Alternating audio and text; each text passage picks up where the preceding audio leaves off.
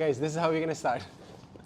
Let's just understand what all things he can do. We covered the same topic last week as well, at least the starting point or the initial point. His intent is either to dive for leg locks, to dive under, so he can throw me up. Just so he can start diving me, it's okay. I'll come. He can start throwing leg locks. He can wrestle with me. He can keep the grip same as it is, and he can do a body fold, start getting up. That's with the back and forth motion. Or he can be sideways, wherein he does not engage with both the hooks at the same time. He engages with one hook, traps the base, and throws you either to the right or the opposite grip, to the left. 4 main things. We're not looking at the submission. The submission thing happens in this loop only. Backwards, forward, backwards, right and left. These are the 4 major directions that we are taking care of, okay, as a person who's passing. Last time we started with this. We did a steering wheel pass, if you guys remember. But to do any of this, just like we started with the first session wherein somebody was hugging me from the back and my first priority was to get rid of this, it's going to be the same idea here. We're still revising this topic before we work the technique, aaj ka topic. If he has a strong latch on you, turn please. If he has a strong latch on you, he can lift me up, he can dive under, he can throw me. That's a better probability for him to win yahan pe. If he has this latch on. I want to fight this latch. If at some point, hatate rehna latch, if I get him into this posture, it's very tough for him to stay latched on me and throw me around or go on to the next goal here, next step.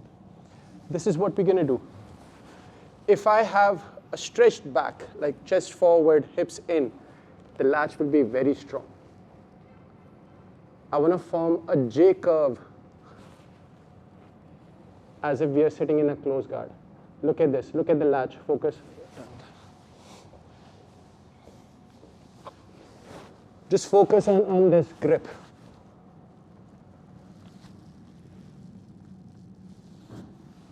That little slip is a winning probability for me. Super strong. Strong. And he's somewhat shivering with his grip. You can't see it because of the uniform, but this is what we want to work with. If he has a strong latch on you, you're not passing his butterfly guard. Maybe lucky or maybe he's not sure what to do, but to actually understand how to pass or actually make it work very technically, start with the posture. Now, when I'm going for the posture, turn please. When I'm going for this curved back, I am making sure that he does not charge into me. So my head does not go back. Because now he can have his head and he can start charging into you. All these kind of things. You have to be athletic, not current, but we can work something out. Are we clear with this? So he's going to start with a very tight lock and you'll feel stuck. With a tight lock, you might be trying to insert your arm and you'll see lesser space here. But when you go curved back, there is a lot of space. Okay. If you do this part right, if you just manage to do your part right, which is sitting in this curve. So I'm sitting like this, gets a tight latch. We're going to start this way. I'm going to start throwing my shoulders forward.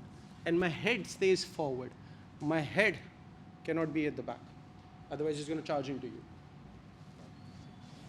And if you just do this step right, you're surviving well. They'll not be able to fulfill their goals yahan pe. They have to switch on to different things. Even if you don't want to pass or you don't know how to pass, just doing this itself kills their butterfly guard. Are we clear? Let's try this much. Okay. Throw your arms on him. I do the same thing. Now he's just have a messed up shoulder here. He has to let go and he has to do things. There's a lot of weight which is being dropped at here. So taking an armpit grip, technically he has to work a lot harder to maintain this. He has to constantly keep his elbows up. If his elbows are up, he's winning. I throw, then I curl. He does not have a grip on me. He can't do much from here. This is where we started with this. I'm going to hold on to anything that I can find. Okay? If there is a frame difference, I can even go for the cross lat, if I can. Right now I cannot because of a wider back. So I can just rely on this grip or even a thumb in grip. From here, when I'm here, I'm going to use my free hand as a check on the knee. I'm going to take a pinch grip either outside or inside, all dependent on what part of it is exposed. If the inside part is exposed, I get the inside. If he's hiding this space, I get the outside. So I have this, a bigger steering wheel. All I want to do is, I want to steer him. That is what is happening with the arms. But what's happening with the feet? Whichever side, so I'm not working on the posture for now, so I can keep looking towards you guys. Whichever side you're taking an upper body grip, the opposite foot, you're going to throw back. You're going to throw it back, and then you're going to pull it towards the other side.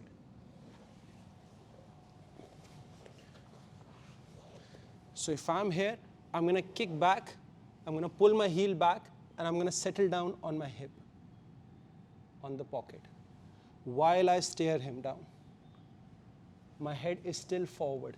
It's not backwards. I'm here. One could be the tricep, if that's the nearest thing I could find.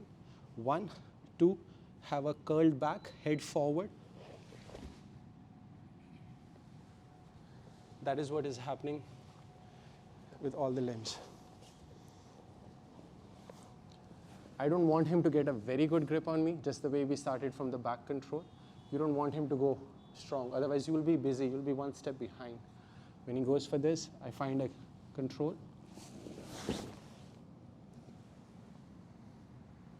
And a collapse. Okay. The reason why this will work is because of his structure. The way he's holding on to me, he's a ball. So I'm rolling a ball. If he's not taking the double unders or maybe not taking the grips on me, underhooks, he's a box. I can't roll a box comfortably as compared to a ball. Okay, so we are here, back, and then pull it towards your heel. Pocket down, down. We did this last week, that's why we're not going into much details. Let's just warm up with this part, and then we're going to start the new topic, the new way of passing butterfly, in case this fails. Are we clear? Let's go.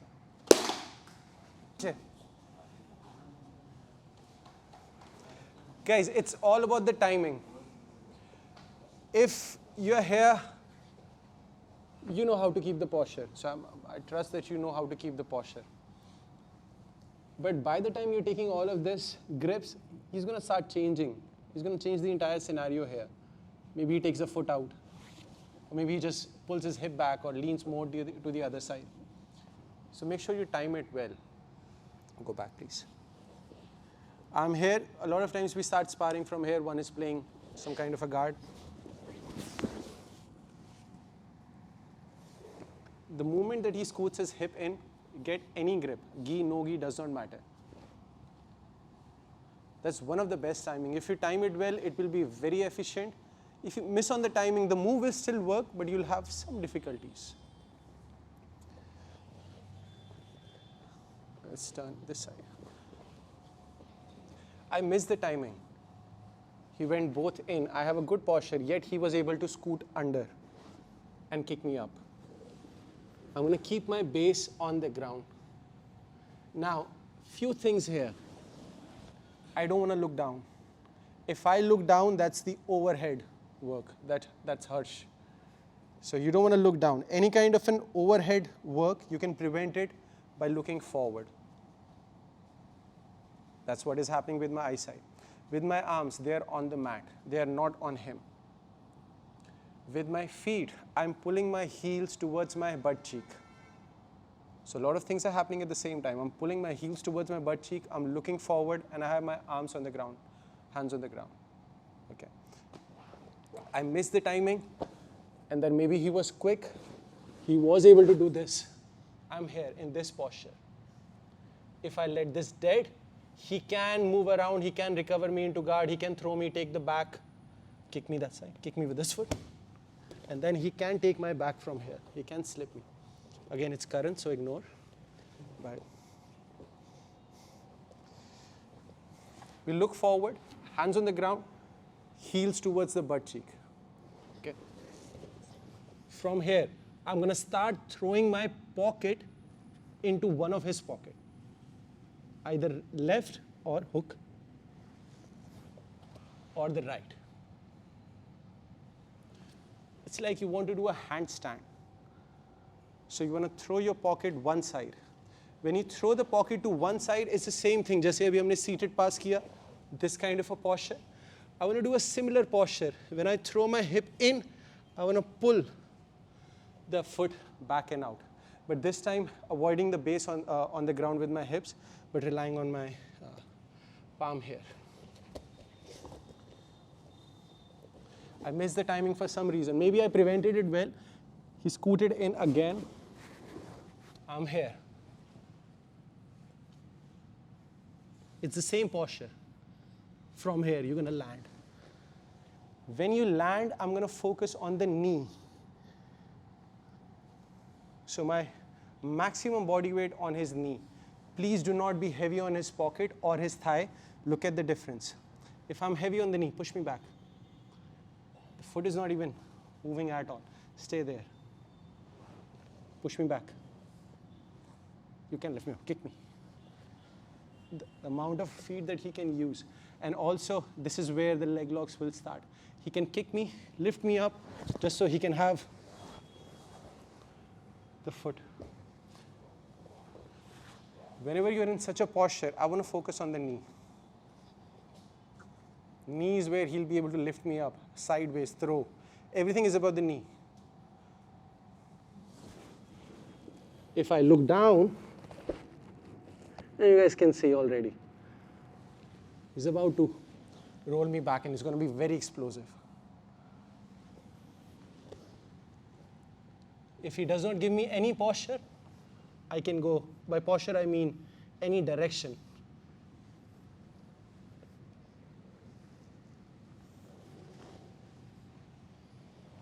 So it's all on you how you want to fight.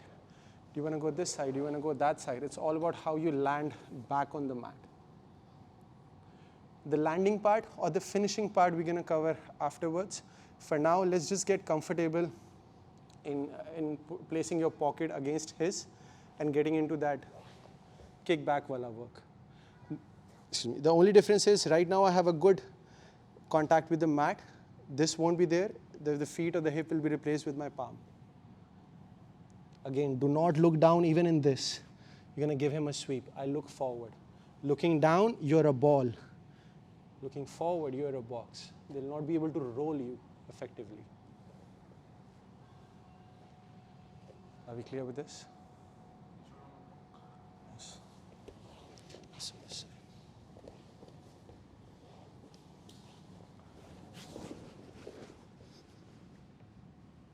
How do we finish? It's all dependent on him. If he's squaring off, if he's running away, we can work. The ending is always dependent on my partner. Are we clear? Let's go.